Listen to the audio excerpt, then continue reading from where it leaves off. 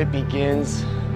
Where it begins is where you choose to end. Where you choose to not be a victim of circumstances.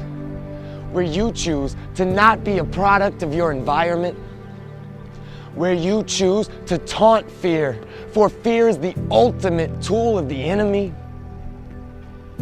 Where it begins is where you vow to proclaim your strength comes from one place and one place only. A place where the enemy is powerless. A place where you leap off mountains with no fear of gravity, no fear of death, for you know there is no possibility your Savior would ever fail you.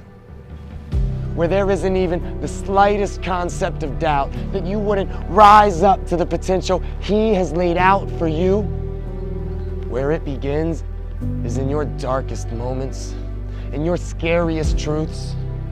It begins with not standing the sight of yourself, because you know you aren't looking at yourself. You're looking at the illusion the enemy has cast upon you. Break the mirrors. Don't seek your reflection. Seek the divine spirit our Father instilled in us when we took our first breath, when our innocence was pure and in His image. Where it begins.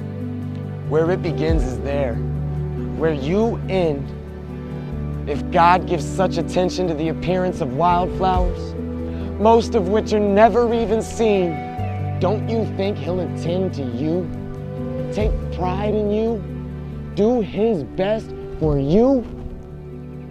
What I'm trying to do here is to get you to relax, to not be so preoccupied with God's getting so you can respond to God's giving. People who don't know God and the way He works fuss over these things. But you know both God and how He works. You can't just fill yourself on Sundays and not still be thankful on Mondays.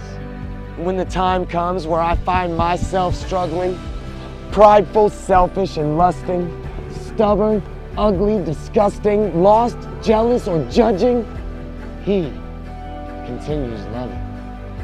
The resurrected King doesn't just have a few finishing touches.